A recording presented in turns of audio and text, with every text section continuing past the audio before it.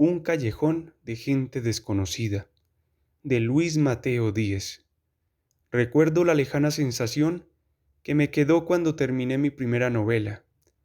Más allá de la satisfacción que suponía haberla culminado y, por supuesto, sin la mínima seguridad respecto al resultado de la misma. Entre las ilusiones y las frustraciones había un término medio de complacencia,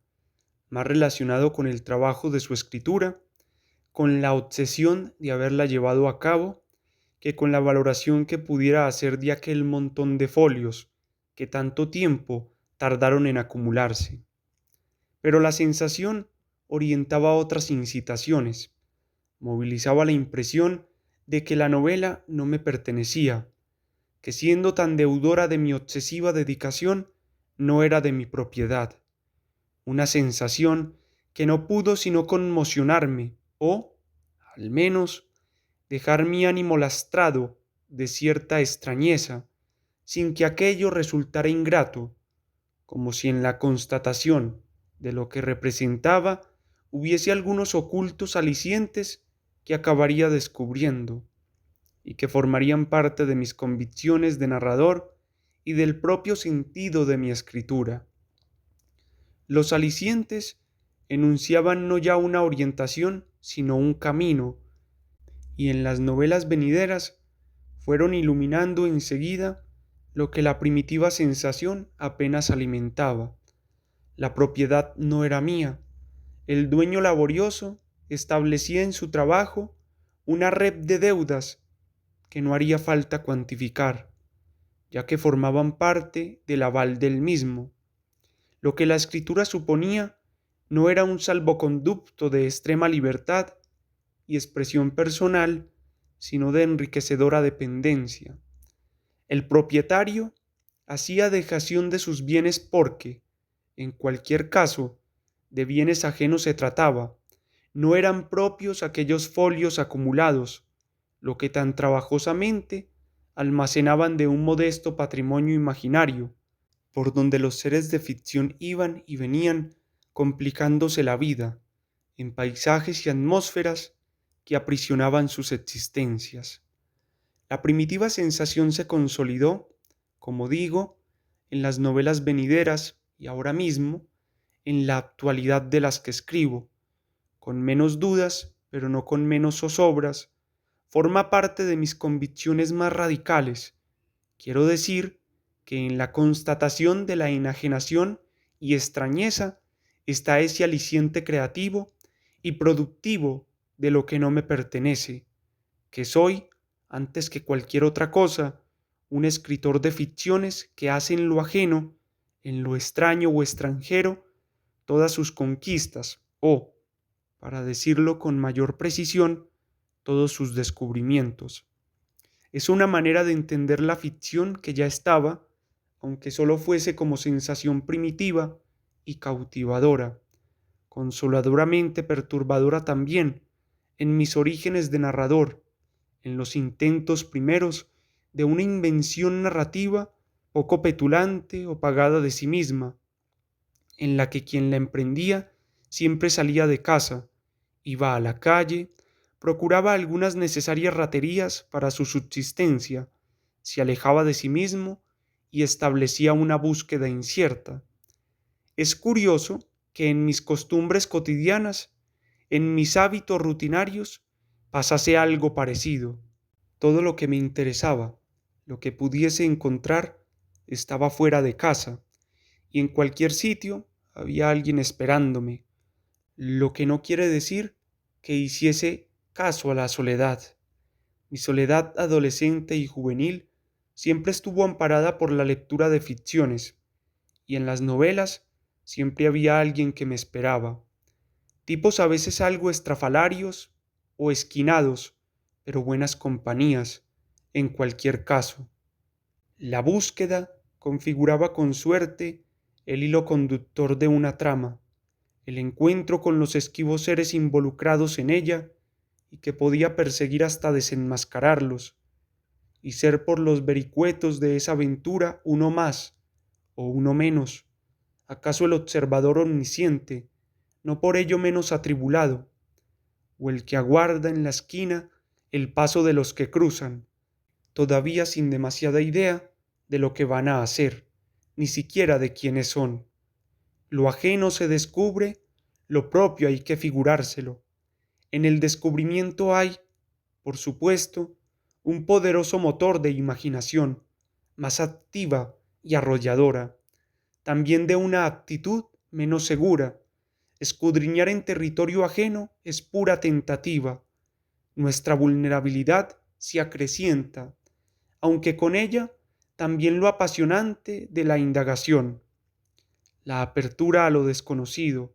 a la conquista de seres que ni somos, ni tal vez quisiéramos ser, ni a los que siquiera nos parecemos. Es tan gozosa como perturbadora,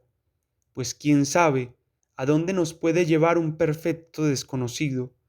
en qué bretes puede meternos, qué hacer como le sucedía a menudo a Galdós o a Dostoyevski, cuando sus extrañas criaturas inventadas, de tan vivas que estaban, de tan dueñas que eran de sí mismas, se les volvían locas. Por el contrario, en la figuración de lo propio, en la invención de uno mismo, está más cercano el inventario biográfico. Un inventario, eso sí, que nos parece necesario y esplendoroso, como si a través de la figuración de lo que somos legásemos algo que no puede perderse. Aunque es curioso constatar que quien se siente fascinado por la figuración que hacen otros escritores de sí mismos, más que apropiarse de ellos como algo ajeno, lo usen como modelo de su propia figuración, como si se tratara de un espejo donde acicalarse debidamente. No digo, Dios me libre, que no sea fascinante, ni que yo no haya tratado, repetidas veces, de solazarme con esa imagen de figurón, pero el intento no puede sino recordarme a aquel género, tan propio del Renacimiento, de los espejos de príncipe, aunque por el conducto más actual se llega al extremo virtuoso de ser tanto el príncipe como el espejo en que se perfecciona. Las fábulas de lo que nos pertenece son siempre una invención más ensimismada, no requieren el pleito que con lo ajeno se entabla para desvelar el relato de las otras vidas, un pleito que todo creador de ficciones debe saber que tiene perdido, ya que los rendimientos de su ganancia no consolidan ninguna propiedad, aunque en el destino y sentido de esa pérdida está la grandeza de una contribución más satisfactoria que la de cualquier hacienda. El que descubrió y narró esas otras vidas, quien contó sus tribulaciones e iluminó sus almas, aunque fuese en la fugaz instantánea de alguna recóndita emoción, no debe sentirse orgulloso de lo que no es suyo, pero debe sentirse complacido por su contribución y acompañamiento. En la invención de uno mismo, el orgullo se permite hasta la petulancia. A nadie debemos nada de la inmersión que podamos hacer. Siempre seremos nuestra propiedad más querida. Lo propio permite un disfrute que nos emparenta. Si nos descuidamos, con ese placer avaricioso de quien se mira al ombligo. Tuve encaminado mi destino de narrador a partir de aquella lejana y primera sensación y, como ya dije, mis convicciones se afianzaron en las novelas sucesivas, de modo que me hice fuerte en esa idea de la ficción como conquista de lo ajeno. Hacerme fuerte no era otra cosa que reconocer la consolidación de una especial conciencia narrativa. Quiero decir que con la aceptación de esas convicciones se forjaba el subsuelo de una cierta identidad o entidad de escritor. La conciencia de quien escribe no sólo determina un teórico ámbito moral de la escritura, que también puede ser inmoral o amoral, sino el subsuelo donde se cimientan las razones de una opción entre tantas otras, de una especial clarividencia para descubrir y conquistar lo que se pretende. La conciencia de lo que se hace, la razón de hacerlo, suscita seguridad, más allá de las zozobras habituales de la escritura, y esa seguridad no es otra cosa que la buena orientación en el camino a recorrer. Luego las conquistas pueden emparentarse con los fracasos, lo que se logra con lo que no se alcanza, la ambición con la frustración, el subsuelo del escritor, fiel reflejo de su conciencia de tal, es lo que mejor sostiene los retos de su ambición. Los resultados siempre, para bien o para mal, se compaginan con esos retos, y hasta en las novelas frustradas se nota la conciencia y el esfuerzo de quien las escribió, lo que hace que con muchas de ellas sintamos parecida admiración a las conseguidas. La novela, como bien sabemos, es un artefacto que admite, sin demasiado desdoro, las imperfecciones, admite peor las equivocaciones y no tiene ningún interés cuando el novelista es un vendido al que se le nota que hace dejación de todos sus poderes para intentar darnos gato por liebre. La verdad es que en la vida en general suele pasar lo mismo, y como la vida es la materia de la novela, tampoco hay por qué extrañarse. En el desprendimiento que promueve la ficción, se solventaban deudas que nada tenían que ver con otras experiencias estéticas, donde lo propio parecía lo único que había, la patente de un universo interior y una mirada introspectiva como conducto creativo,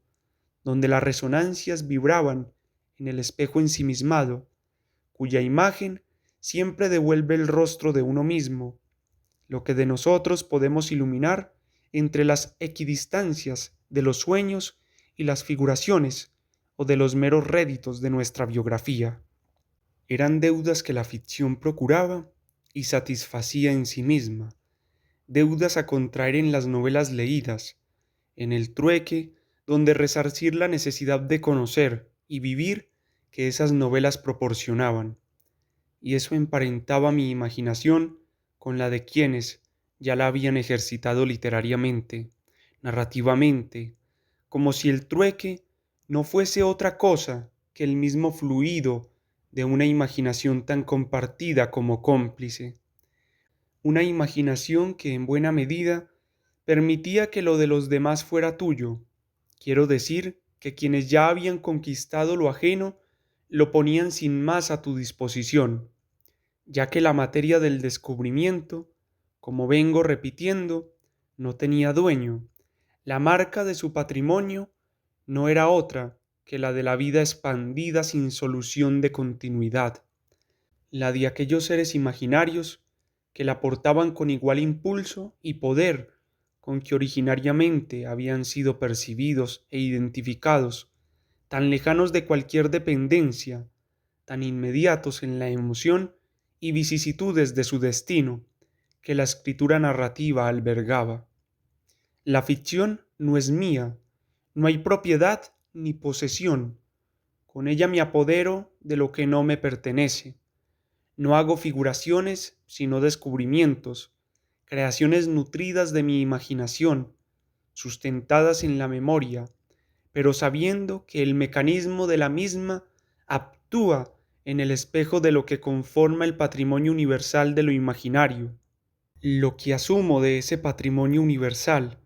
que avala mi escritura y se incrementa con lo que me lega para que yo sea capaz de alguna modesta contrapartida que se sustanciaría en mis novelas. El reto, así,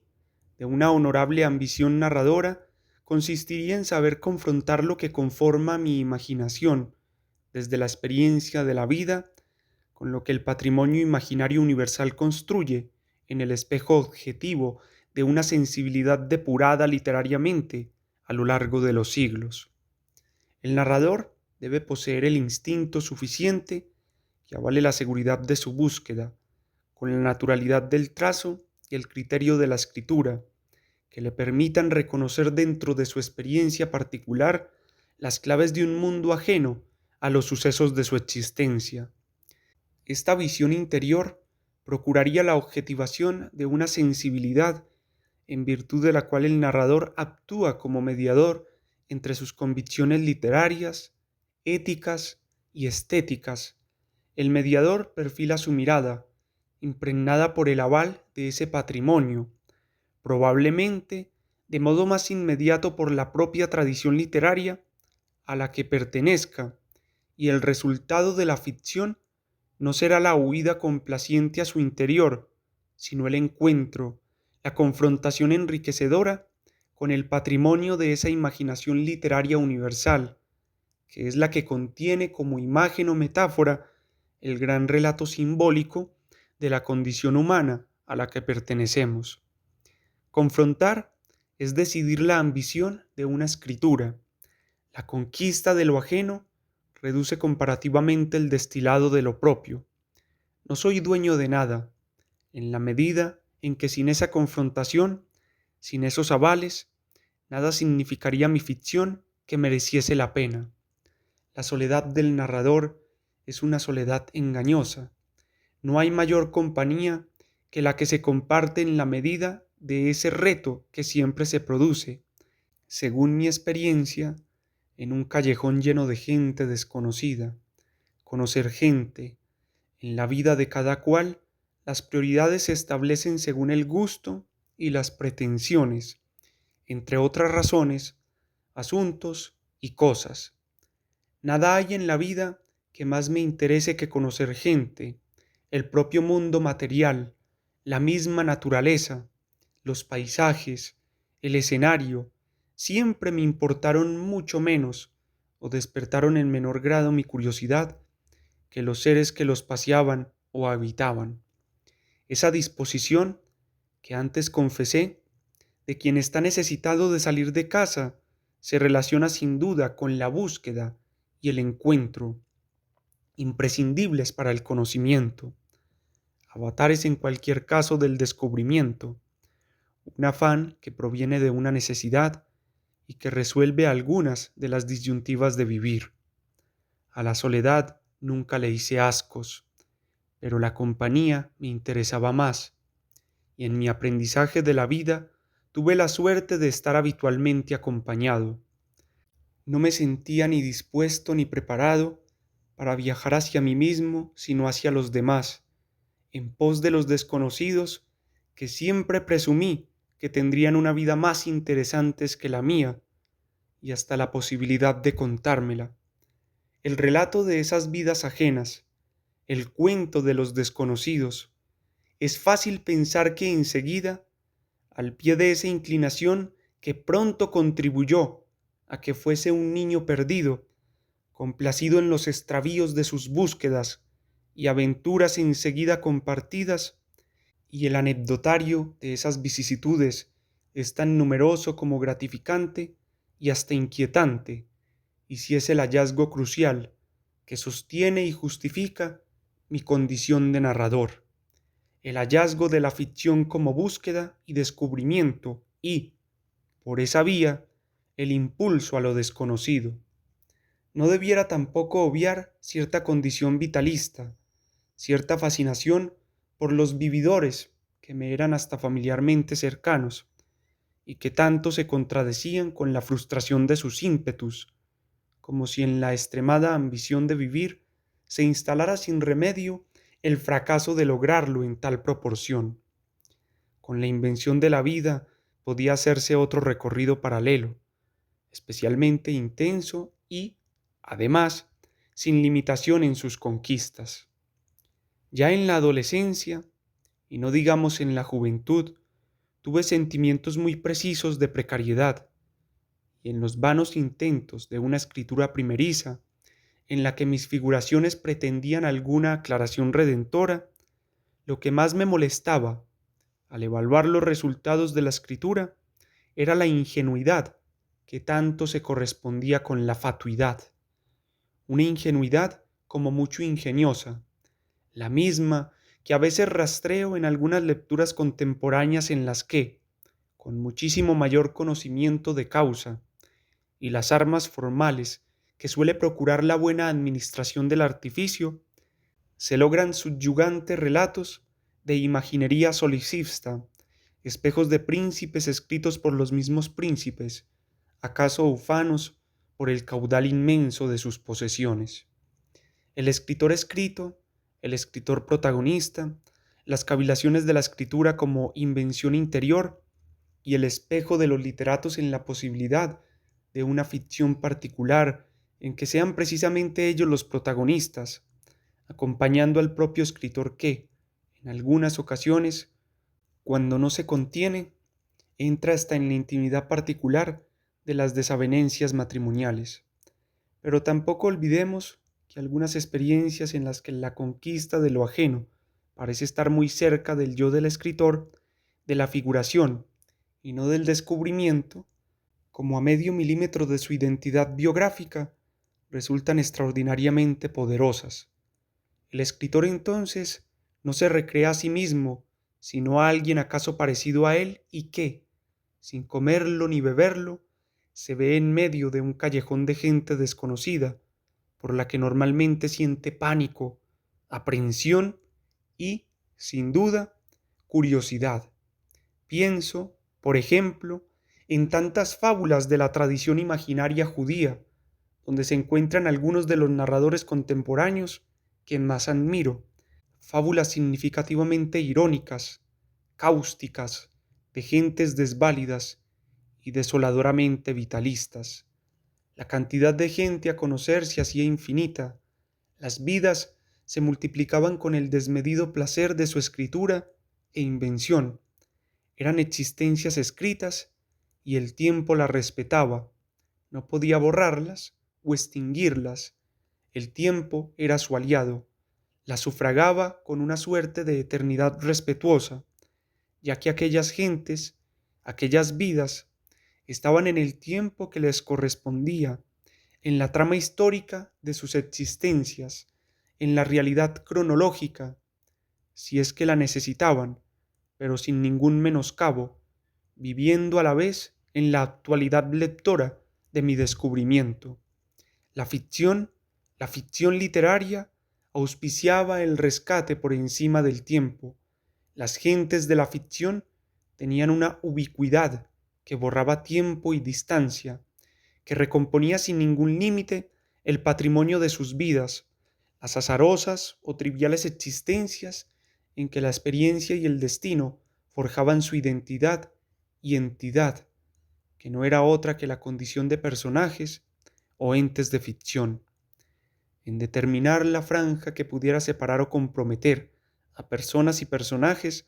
se podía invertir alguna disquisición más o menos interesante, pero en cualquier caso de la experiencia de la vida se trataba de esa posibilidad que yo vislumbré muy pronto, de que la vida también se vivía contándola y que el patrimonio imaginario, el de las vidas y experiencias inventadas y contadas, era infinitamente más rico y apasionante que el de mi particular existencia, por muy acompañado que en ella estuviese, y, además, ese patrimonio contribuiría, hasta extremos indecibles, a mi experiencia de vivir, al aprendizaje y sabiduría de hacerlo, a la pretensión del vividor, tan frustrado según iba creciendo, porque la vida, la realidad que la delata, era sin remedio muy poca cosa. Contar la vida y descubrir el cuento de la misma, el relato que en su complejidad pueda dotarla del sentido con que mejor podamos llegar a comprenderla y sentirla, en los personajes que sostienen la trama de una invención que se resuelve en la escritura. La escritura no es el marco del cuento, sino la materia de su resolución, la vida hecha de palabras narrativas que contienen la sustancia en que se materializa lo narrado. Son, por supuesto, las palabras de la imaginación, las palabras de la invención, es a ellas a las que denomino palabras narrativas. El cuento de la vida, ya lo dije, surge en mí tempranamente como una necesidad que impone, en su impulso, la obsesión de contarla en grado parecido al de que te la cuenten. Los personajes viven el cuento en la proporción en que las personas vivimos lo que nos corresponde o lo que nos cae encima, pero en grados de paralela contribución, sin que el aprendizaje o la experiencia de vivir se desmientan o interfieran para contradecirse en uno y otro orden, antes al contrario, para enriquecerse mutuamente. De sobra sabemos que la intensidad con que podemos llegar a conocer y sentir a un personaje es frecuentemente mayor y más emotiva, turbadora o placentera que a una persona, sin que precisemos de ninguna comparación en la experiencia de ese conocimiento. Los personajes que devienen inolvidables, que es la constatación más provechosa de su conocimiento en el recuerdo, añaden pautas y formas de vida a lo que somos y sentimos. Están entre la gente más crucial e imprescindible que hayamos conocido. Su vivir dejó la huella de un comportamiento extremo en nuestra existencia. En realidad, si somos sinceros, podremos advertir que entre algunos de ellos, la vida se nos reveló del modo más hondo y misterioso en que la conocemos y sentimos, como si en su ejemplaridad, positiva o negativa, hubiésemos percibido, además de la felicidad o la desgracia, el dolor o el placer de su compañía, un latido más extraño, extraordinario y secreto de lo que podemos percibir por nuestros medios y con quienes más afectivamente tenemos a nuestro lado. Lo imaginario, ese espejo limpio o sucio o empañado o roto en que se reflejan los personajes, mejor podríamos decir que el interior de ese espejo, desde las palabras que los crean, es un ámbito de supervivencia que orienta otras conquistas, otros descubrimientos. En el patrimonio de lo imaginario está la vida ficticia, una suerte de vida sin tiempo, palpitante, apremiante, luminosa, insondable, hermosa, terrible, secreta. La vida ficticia que sustenta una parte insustituible de la propia memoria de la condición a la que pertenecemos, la mirada, el aliento, las convicciones y precariedades de unos seres que jamás estuvieron con nosotros en la realidad, que provienen del callejón de los rostros ajenos y desconocidos y que, sin embargo, consumaron el reto de la existencia del modo más intangible y perenne. Nada irremediable sucedería si hubiéramos olvidado a quienes los descubrieron, a los autores de las obras que ellos habitan. Tampoco sería irremediable el desconocimiento de las interioridades biográficas de aquellos que fueron al callejón a rescatarlos, quienes corrieron la aventura de su descubrimiento. La gran pérdida estribaría en haberlos perdido a ellos, o peor, en que no existieran. Pensar que el patrimonio imaginario universal, crecido en los siglos en las diferentes lenguas, tradiciones y culturas, desapareciese o no existiera, sería la mayor quiebra de orfandad para el conocimiento de los que somos, precisamente desde la sabiduría de la vida, de lo que la vida debe a la capacidad de inventarla y contarla. La otra vida, que da consistencia y sentido a la que llevamos, si sabemos hacer compatible su descubrimiento en la ficción, si entendemos que también formamos parte de ese callejón de gente desconocida que, según decía Irene Nemirovsky,